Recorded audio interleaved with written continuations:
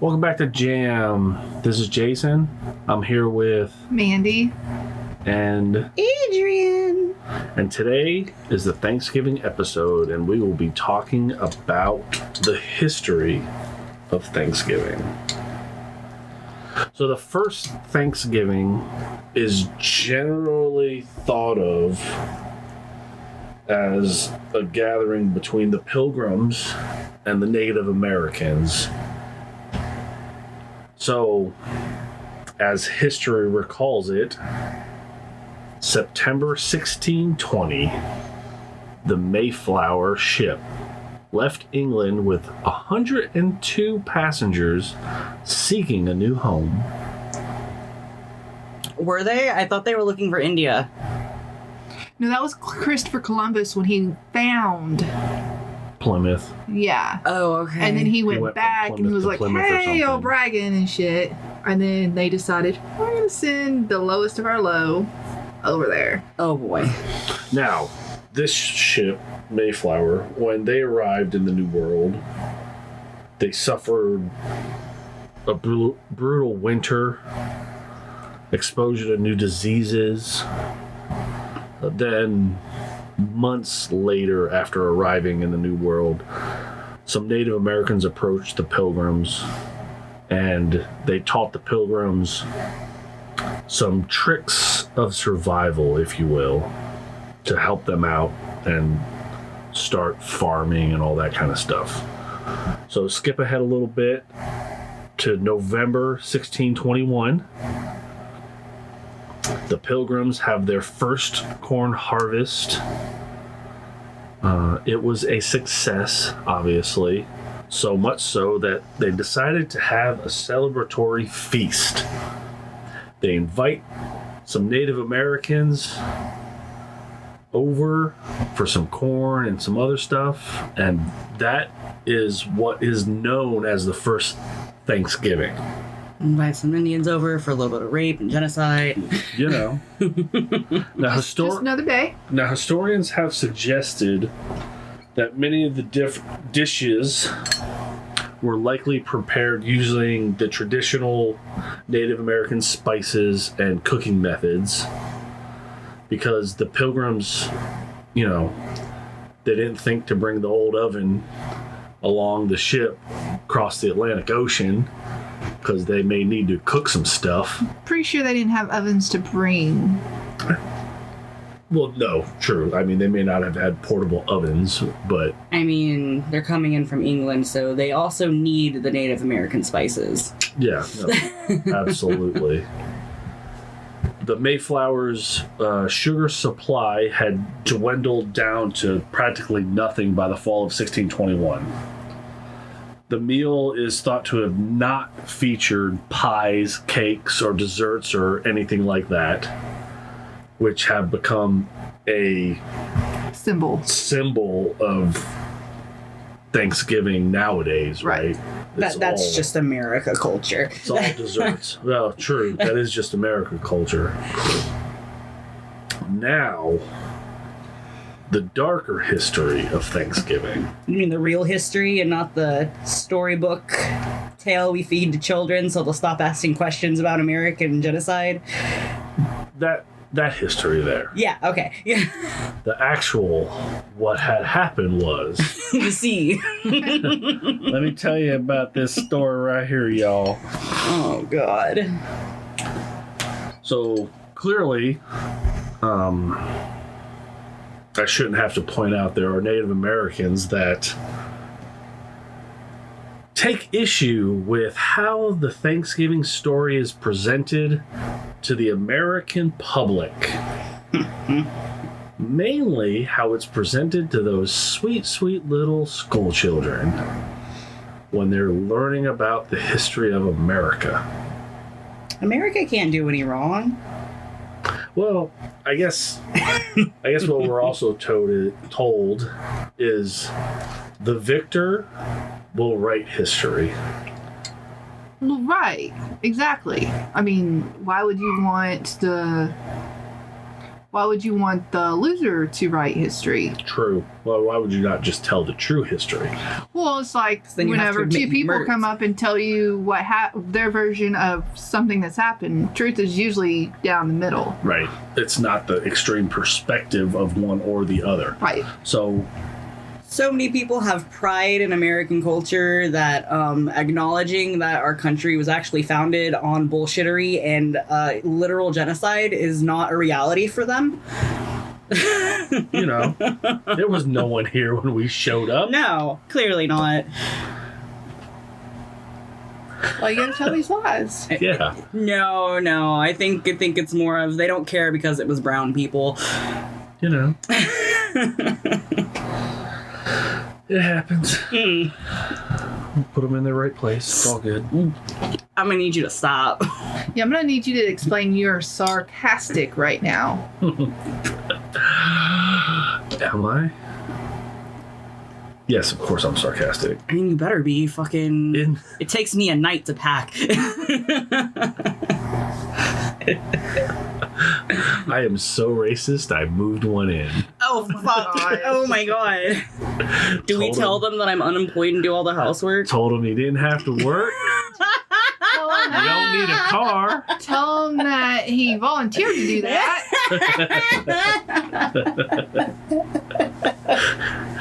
So make him look real bad.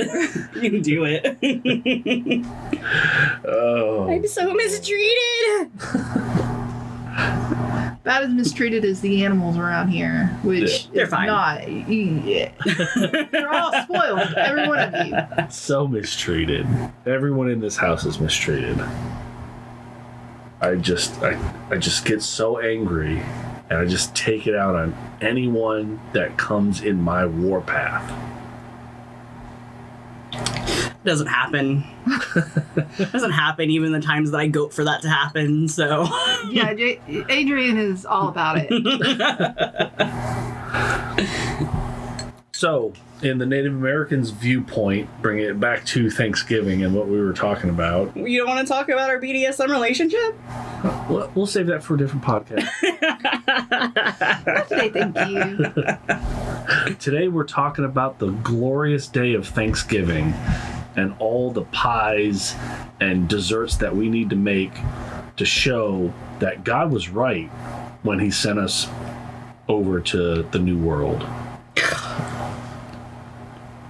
Go on, tell us about this terrible, terrible history. The traditional narrative paints a deceptively sunny portrait of the relationships between the Pilgrims and the Wampango people. I'm sorry if I destroyed You their probably name, did. but that's the specific Indian tribe that they had met up with.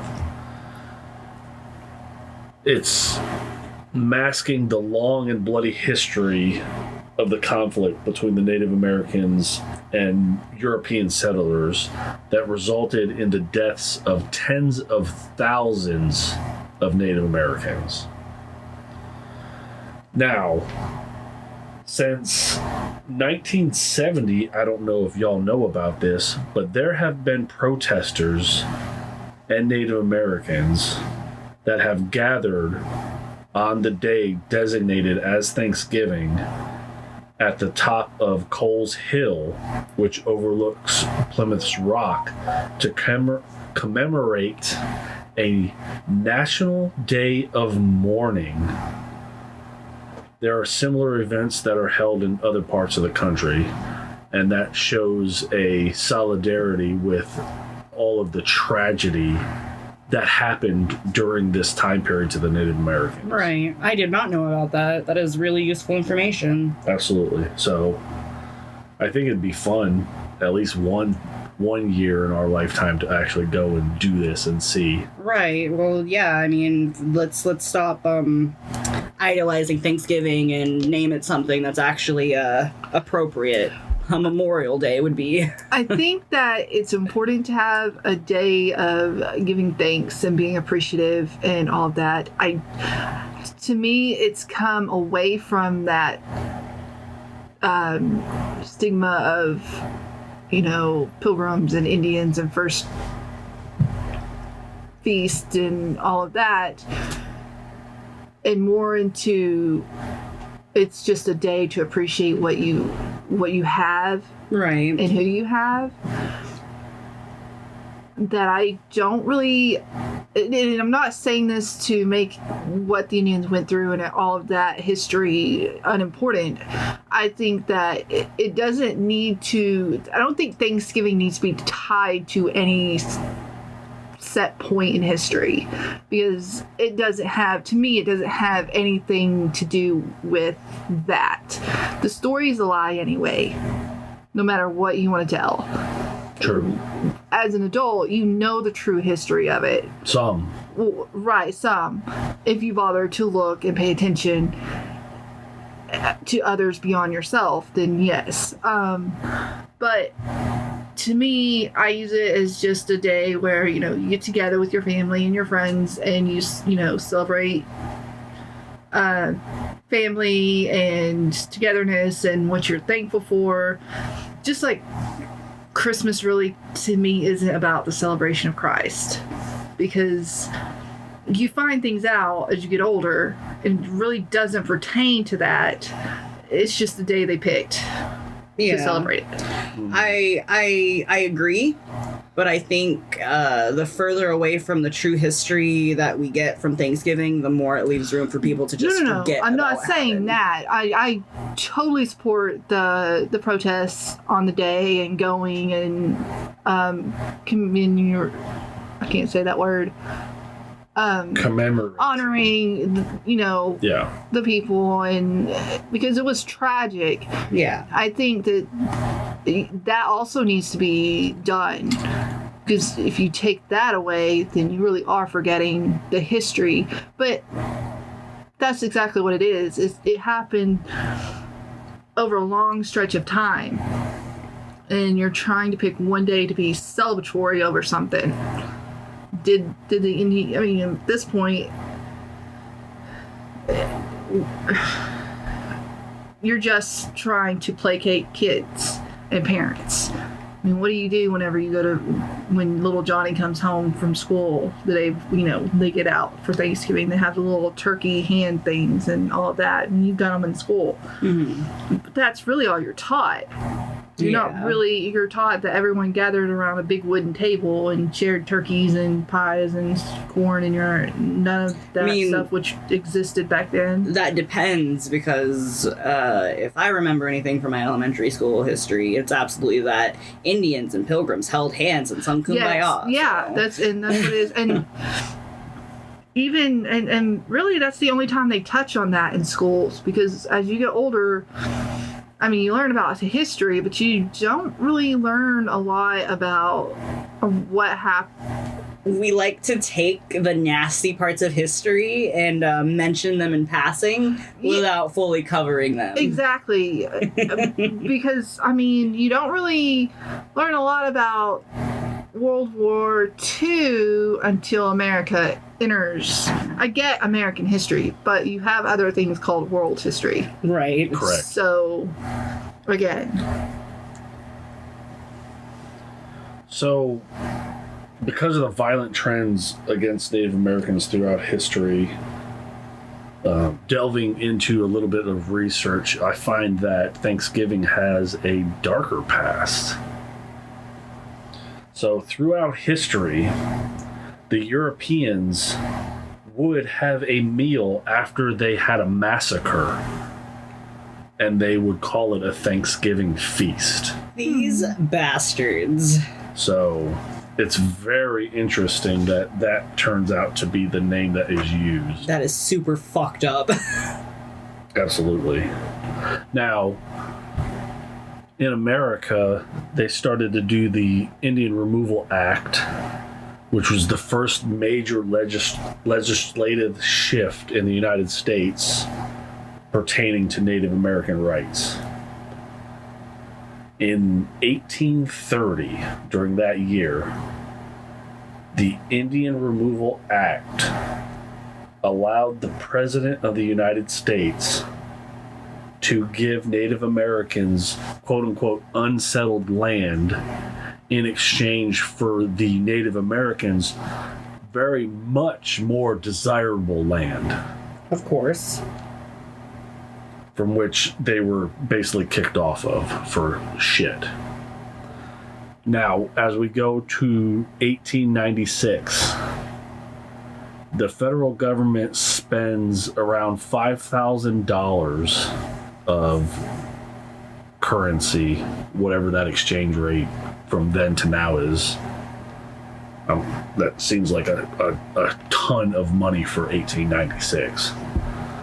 So they use this money to deport the Little Shell tribe members to Canada.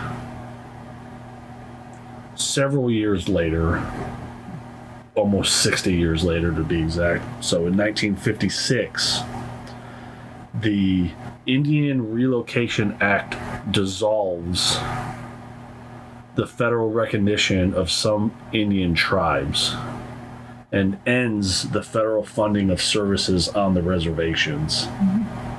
This creates a hardship for Native Americans to continue to live and hold their traditions and stuff. Another thing with the history between America and the Native Americans is what I found to be an implementation of boarding schools to try to assimilate the Native Americans into white culture. So from the late 1860s, for 100 years, 1860 to 1960s, Native American children were taken from their homes, forced to attend schools. You said 1860 to 1960? Yes. Wow. 1860s to 1960. That's so fucked. Native American children were taken from their homes and forced to attend schools whose mission was to kill the Indian and save the man. Quotations. Native American children were physically and emotionally abused at these schools for speaking their native languages and practicing their traditions. As a result, much of the Native American culture for most of the tribes was completely lost, gone forever, due to this stuff. Now, this Little Shell tribe was not federally recognized anymore. They weren't given a reservation. They didn't receive any federal government help or regulations or services or anything. So they completely were wiped out from what I found. Nothing was really left. So that wasn't the only conflict between Native Americans and the colonists, as I'm kind of jumping through history back and forth here. So there was wars that were raged in Virginia, in Kentucky, New York. Other states were involved. The Native American population was decimated and never really recovered. They also tried to breed them out. Yes, they did. That's where all the rape part comes from. Mm-hmm. So once the settlers arrived and the history books showed the beginning of a new world, it was truly the end of a world, of the Native Americans' world, to start our own. That's so gross. It is. So, as I'm leapfrogging through history again, the Native Americans and supporters that gather at Coles Hill in Plymouth to commemorate the National Day of Mourning on Thanksgiving, they honor Native ancestors. They talk about Native peoples and their struggles and how they're surviving today. they re-embrace their spiritual connection with the world. They do a bunch of that kind of stuff. They try to protect against racism and oppression that they are still dealing with today. Yeah. So when you gather around your table this Thanksgiving, just take a little bit of time.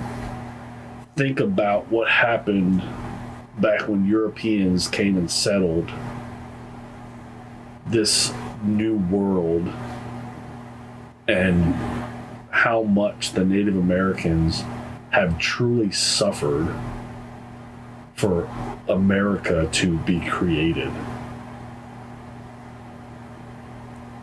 I mean, it's still a long way to go for freedom and justice for all in this country.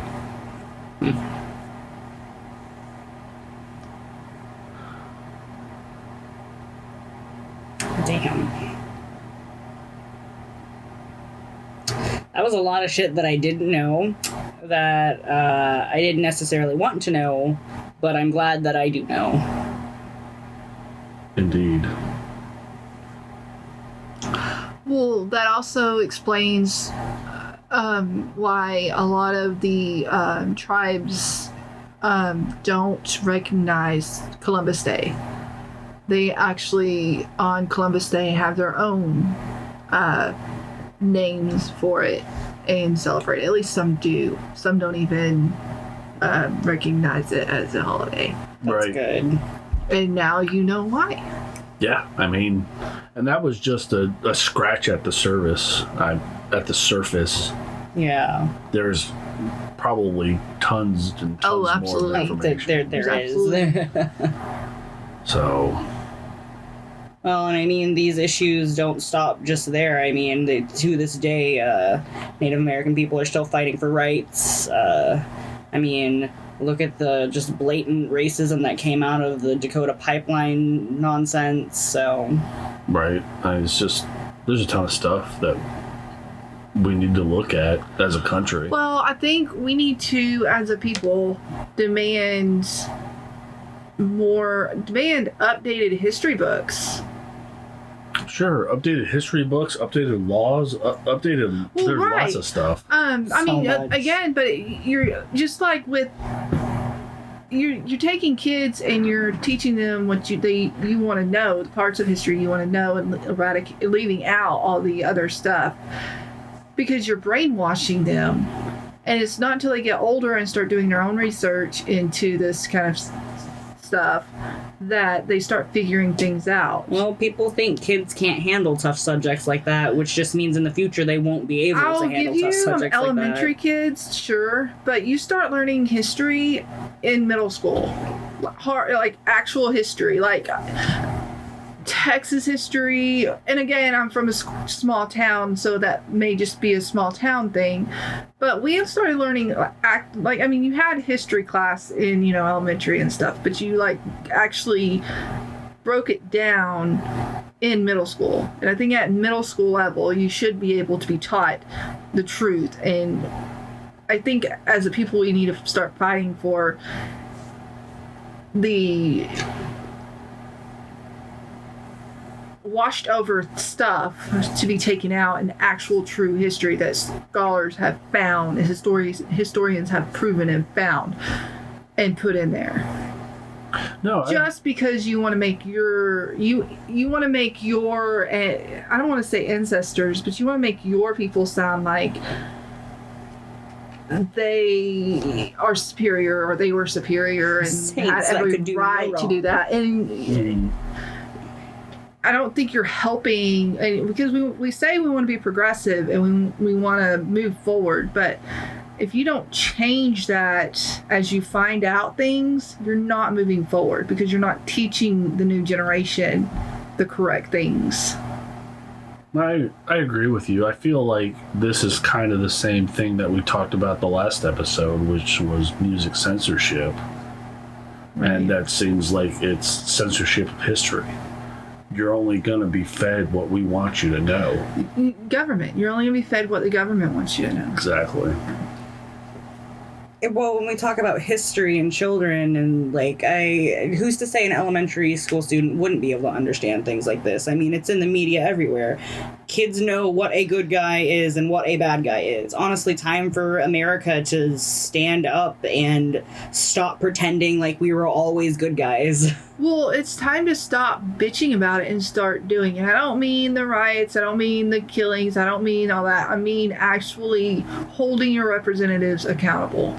I think that's where it is. A lot of us focus on the president, and I get it. He's the biggest, or he or she is the biggest, baddest person on the planet, right? You've got America behind you. I get it. But you need to understand how the country actually works, and all of this stuff is done in Congress. If you're going to make a change, that's where you need to vote. That's where you need to really get different people in there, because right now it's not working. You have too many people in there that says, give me what I want, give me what I want. I don't want to give you anything you want, but give me what I want. No, I don't like this. I'm not voting for it. You have a lot of selfish people in there. You don't have people in there that, okay, you give me this, I'll give you this. And you don't have bipartisanship, and you don't have people working with each other to make things better. And you just have people that are just stonewalling, and, well, I'm not going to do that because I don't like it. So tough. They don't care that they have starving people in their jurisdiction, or their whatever it's called. Look at all the homeless people we have in America. Why? The richest country in the world has a homeless population. Why? Why do we have it? Exactly. Greed. Because you have people in Congress that have been there for 50 years, 40 years, 30 years, that are multimillionaires, that are more concerned with lining their pockets than with helping people. I don't believe a single person in Congress right now that says they are for the person, because none of them can relate. If there are Congress people that can relate, it's because they're newly elected, because they've paid attention, because they were working class and they got elected and sought that career or sought that position. They've been there. But I don't think there's but maybe a handful that actually can see past their nose at what's really going on in the world, because they don't want to. No, they don't want to. Let's reduce their pay a bit. Let's put some term limits on them, and then let's see what happens. Do you know that Congress votes to give themselves raises? You don't vote for that. Yes. Why are they voting to give themselves raises instead of you? They work for you. Do you vote to give yourself a raise at your job and go tell your boss, okay, I'll make this much now? He's going to laugh at you. Listen, I asked every other employee in this company, they all agree I should get paid more money. Pay me more money. Exactly. So what other job allows you to do that? What other job allows you to say, nope, we're going to stonewall. We're going to we're going to shut this down for another 6 months, and we'll come back and re-adjourn in 6 months and take a 6-month holiday somewhere. What other job? You would be fired. So why are we letting them get away with this? That is very true. I mean, it should be a public vote. Anything Absolutely. that deals with their job, money, vacation, all Insurance. of these things should be voted by the public. We should have a say of what they get paid. We should have a say of how much vacation time they get. They are working for us. It should be up to us. Exactly. But you have people that's brainwashed. Too many people, straight red, straight blue. They don't freaking go down the middle. If you're not doing good for the country or its people, I'm not voting for you. Right. And I look at your record. I know who to vote for. And it's a mixed bag. I don't care. Republican, Democrat, Green Party, Independent. If I like what you're doing, you got my vote. Right. Well, you have Democrats that work with Republicans. You have Republicans that work with Democrats to try to get things done. The problem gets to where when you take it to try and pass it as a bill, if the Senate or the House don't like it, they veto it. Then where you start all over because you have to put in what they want to get out of it. Well, it's not up to them. It's up to the people. But we're so sidetracked by other things that when anything about Congress is thrown out there, it's covered up, it's hushed up, and I heard that in passing and didn't really pay attention. Then you have multimillionaires in Congress for 30 plus years that ain't doing shit and whining because they're not getting their way. Oh yeah, that happens all the time. Anyways, Thanksgiving is a holiday that has a very, very dark history, and while it's okay to have the holiday, it's okay to use it as a day of assessing your life and figuring out what you're grateful for and coming together as families. Absolutely keep doing that. I would never suggest otherwise. But like anything, and especially holidays, it's really, really important to remember where they came from and why they're here. 100% agree. Agree with you. But I think that's all we got. Join us next time when we take bad situations and make them worse. Thanks for jamming with us. We'll see you next time. Bye.